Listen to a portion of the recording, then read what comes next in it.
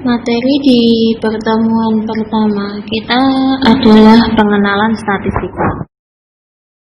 Jadi sesuai dengan mata kuliahnya adalah statistika dasar. Kita awali perkuliahan kita dengan pengenalan ilmu statistika terlebih dahulu. Sebelum saya jelaskan ke pengenalan statistika lebih lanjut, saya jelaskan dulu tujuan pembelajaran dari materi pertama ini. Yang pertama, supaya mahasiswa dapat memahami definisi, sejarah, dan penggolongan ilmu statistika. Kemudian yang kedua, mahasiswa dapat memahami tujuan mempelajari ilmu statistika. Yang ketiga, mahasiswa dapat memahami siapa saja pengguna ilmu statistika di dalam kehidupan sehari-hari. Dan yang keempat, mahasiswa dapat memahami elemen-elemen ilmu statistika dan memberikan contoh kasus-kasus yang berkaitan dengan ilmu statistika dalam kehidupan sehari-hari. Untuk awal mulanya, saya bahas dulu asal mula dari kata statistika. Jadi kata statistika itu berasal dari bahasa Latin yaitu status. Kata status itu berasal dari kata state dalam bahasa Inggris yang berarti ilmu tentang negara atau ilmu tentang kenegaraan.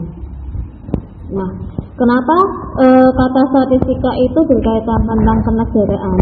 Kita akan bahas di perkembangan ilmu statistika. Nah, sebelumnya ilmu statistika itu mulai muncul di peradaban sebelum tahun Masehi, yaitu di daerah Mesopotamia, Mesir, dan Cina.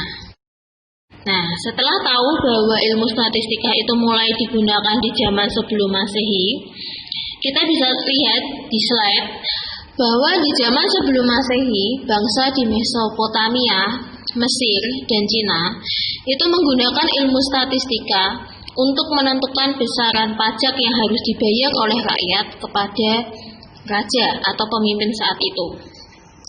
Kemudian, ilmu statistika juga digunakan untuk menghitung hasil pertanian yang bisa dihasilkan oleh rakyat dalam satu kali tanam atau dalam periode tertentu. Kemudian setelah itu, perkembangan statistika pada abad pertengahan terjadi di zaman Gereja Katolik menggunakan ilmu statistika untuk mencatat berapakah jumlah kelahiran, kematian, dan pernikahan pada saat itu. Kemudian pada tahun 1937, tokoh yang bernama Tim Bergen itu mulai mengembangkan ilmu ekonomi statistik. Di sini ilmu ekonomi statistik itu digunakan untuk melihat siklus bisnis dan pengaruh kebijakan ekonomi terhadap perekonomian nasional. Kemudian pada tahun 1904, Higgs yang merupakan guru besar Oxford University mengembangkan ilmu matematika ekonomi untuk analisis dan mengkaji hubungan struktur suku bunga. Nah, di sini ilmu ekonomi statistik dan ilmu matematika ekonomi itu telah kalian pelajari di semester pertama, kemudian ilmu statistiknya ini di semester ini. Nah, kemudian tahun 1950, Bayes mengembangkan teori pengambilan keputusan yang berisi pertimbangan risiko dan ketidakpastian atau ilmu perencanaan dan peramalan. Itu berdasarkan dasar ilmunya adalah ilmu statistika.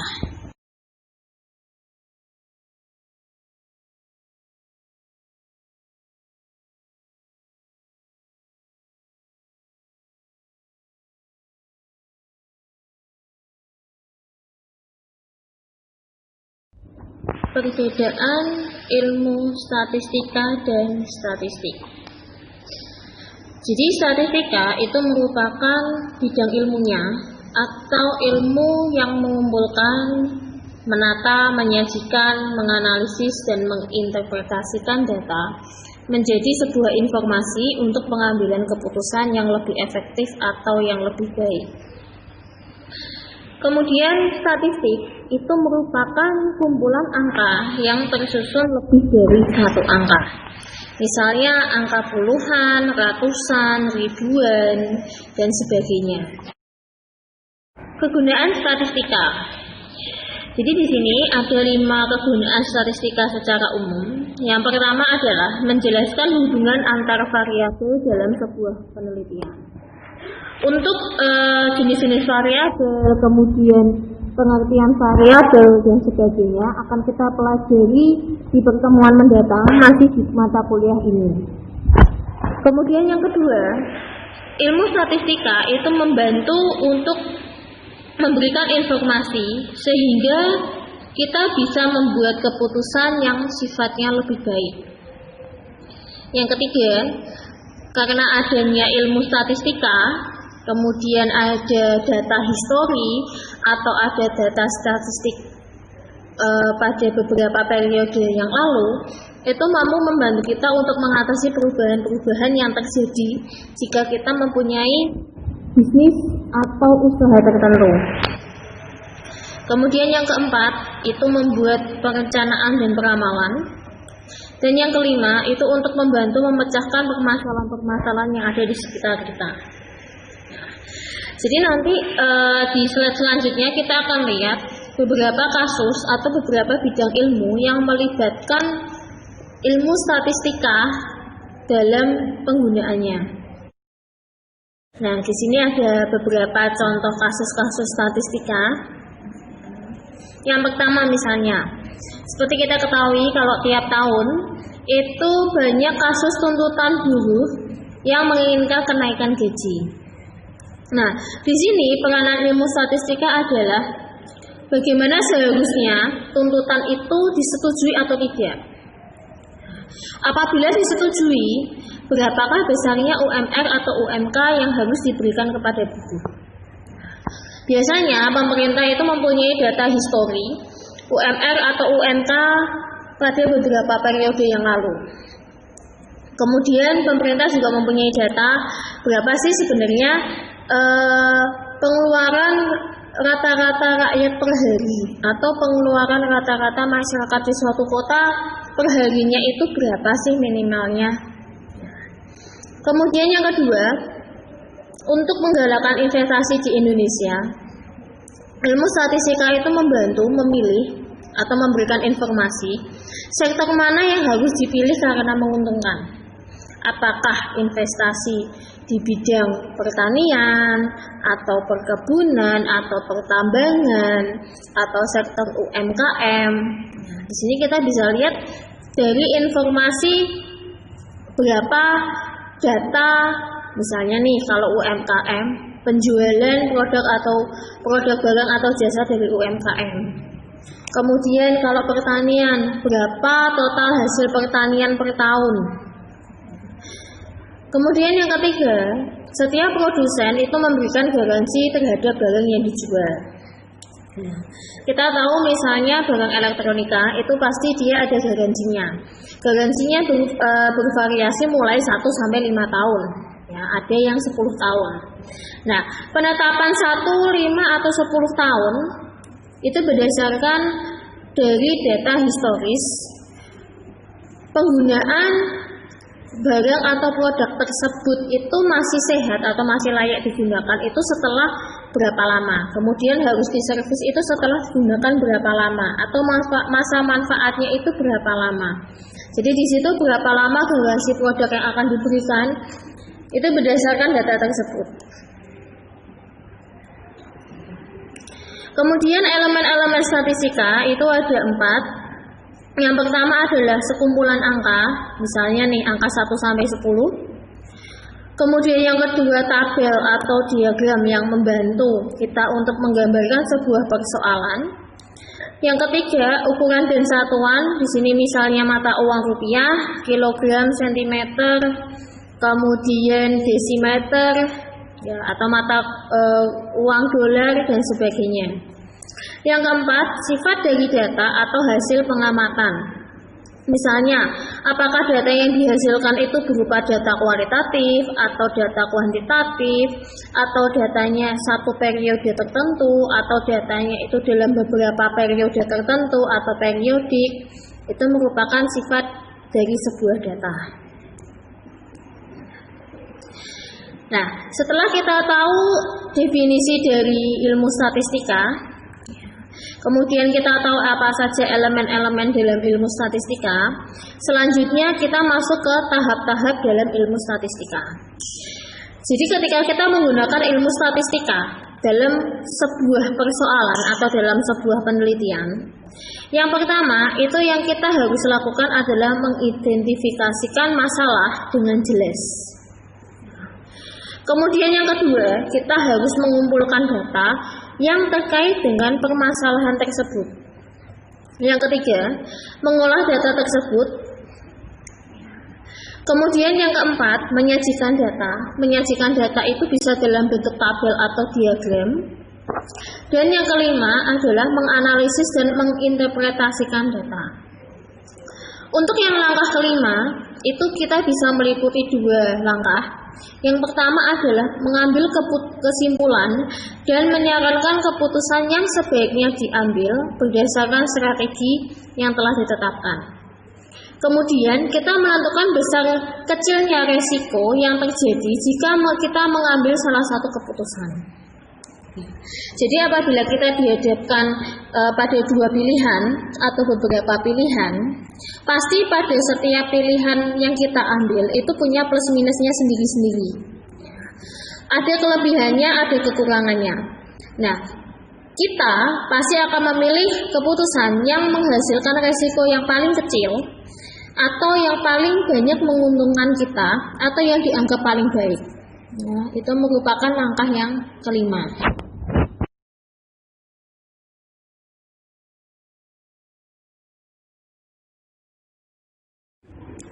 Nah, selanjutnya ke pengguna statistika. Di sini di slide kalian bisa lihat pengguna statistika yang pertama itu dalam ilmu manajemen. Itu misalnya untuk menentukan struktur gaji, pesangon, tunjangan, evaluasi kinerja, ya, dan sebagainya. Di bidang akuntansi itu untuk penentuan depresiasi atau penyusutan nilai barang, analisa risiko keuangan perusahaan. Dalam ilmu pemasaran, ilmu statistika digunakan untuk penelitian dan pengembangan produk, analisis potensi pasar, segmentasi, ramalan penjualan, kegiatan promosi, apakah promosi itu efektif dan efisien, ya, apakah bisa menarik banyak pelanggan atau tidak, ya, itu di ilmu pemasaran. Sementara di ilmu keuangan, ilmu statistika digunakan untuk menghitung potensi peluang kenaikan dan penurunan harga saham, suku bunga, reksadana, tingkat pengembalian investasi atau return on investment, kemudian analisis pertumbuhan laba, analisis risiko setiap usaha. Kemudian selanjutnya di bidang ekonomi pembangunan, itu ilmu statistika digunakan untuk menghitung berapa pertumbuhan penduduk, berapa tingkat pengangguran, berapa tingkat kemiskinan, kemudian berapa jumlah masyarakat yang masih dalam usia produktif dan tidak produktif, indeks harga konsumen. Kemudian yang terakhir di ilmu agribisnis, itu ilmu statistika digunakan untuk menganalisis kelayakan usaha dan skala ekonomi, manajemen produksi agribisnis, dan analisis ekspor impor produk pertanian. Kemudian selanjutnya kita masuk ke statistika dan penelitian. Jadi karena kita di sini kalian itu sebagai seorang mahasiswa, di mana nanti ketika kalian menulis skripsi atau menulis sebuah jurnal itu berkaitan dengan kegiatan penelitian, maka di sini saya jelaskan garis besar apa hubungan ilmu statistika dengan penelitian. Yang pertama, ilmu statistika itu seperti kita ketahui, itu merupakan kegiatan pengumpulan, pengolahan, dan analisis sebuah data. Ya. Sementara di ruang lingkup penelitian itu diawali dari permasalahan, kemudian kita mengumpulkan data berdasarkan permasalahan tersebut, kemudian solusinya merupakan jawaban atas permasalahan atau fenomena. Nah, di sini peranan ilmu statistikanya adalah di bagian data. Ya, jadi di situ nanti kita mengolah data, kita menganalisis data, kita menampilkan data dalam bentuk tabel, diagram dan sebagainya. Itu peranan ilmu statistikanya ada di bagian data.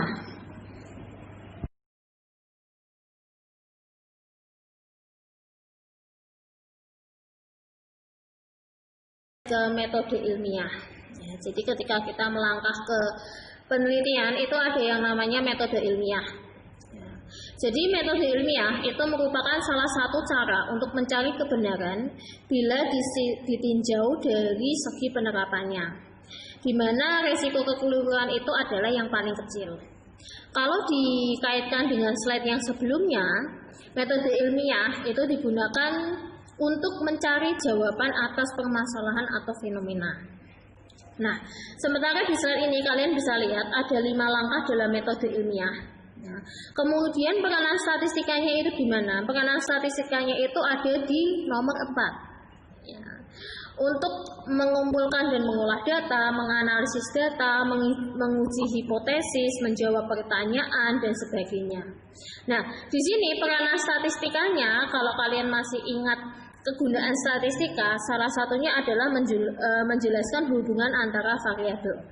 Nah, jadi di sini ketika kita sudah memasuki yang namanya penelitian, ketika kalian menulis skripsi atau tugas akhir atau kalian menulis jurnal, jadi di sini tidak hanya variabel yang membutuhkan peranan ilmu statistika, tapi ada juga instrumen, pengumpulan sampel, bagaimana nanti kita melihat sifat data, kemudian metode analisisnya itu apa saja. Ya, itu peranan statistika ini berada di nomor 4. Nah, kemudian yang terakhir adalah penggolongan ilmu statistika. Jadi penggolongan ilmu statistika di sini ada 2. Ada yang namanya statistika deskriptif dan ada yang namanya statistika inferensi. Jadi di sini dalam setiap penelitian pasti diawali dengan yang namanya statistika deskriptif. Kemudian setelah statistika deskriptif baru kita masuk ke statistika inferensi. Nah, di sini statistika deskriptif itu merupakan atau berkenaan dengan pengumpulan, pengolahan dan penyajian sebagian atau seluruh data tanpa pengambilan kesimpulan. Ya, contohnya ketika kita menyajikan data dalam bentuk tabel atau diagram, atau kita menjumlah data atau menghitung rata-rata dari sebuah data, itu yang dinamakan statistika deskriptif. Nah, kemudian kalau statistika inferensi itu apa? Jadi statistika inferensi itu setelah data dikumpulkan, kita melakukan berbagai metode statistik untuk menganalisis data. Kemudian setelah menganalisis data, kita mengambil kesimpulan. Nah, statistika inferensi itu akan menghasilkan generalisasi dari sebuah penelitian. Jadi di sini statistika inferensi itu merupakan tahap berikutnya dari statistika deskriptif. Nah, di mana di sini statistika inferensi itu harus menghasilkan sebuah kesimpulan atau keputusan berdasarkan data yang telah dianalisis dan diolah tersebut. Nah, kemudian kesimpulan dari sebuah penelitian atau kesimpulan dari sebuah permasalahan atau solusi dari sebuah permasalahan itu diharapkan bisa digunakan secara general atau secara umum. Di sini jika sampel itu representatif. Sekian materi di pertemuan kita yang pertama, pengenalan statistika. Untuk bahasan statistika deskriptif dan statistika inferensi secara lebih mendalam, nanti akan kita pelajari di pertemuan-pertemuan berikutnya. Kemudian untuk statistika deskriptif, itu adalah materi yang akan saya jelaskan banyak saya jelaskan di semester ini atau di mata kuliah ini, mata kuliah statistika dasar. Saya akan awali dengan materi atau dengan bahan ajar untuk statistika deskriptif terlebih dahulu. Nah, kemudian setelah materi ini selesai saya jelaskan, di sini saya ada latihan soal untuk materi yang pertama. Silakan Anda mengerjakan dan terima kasih.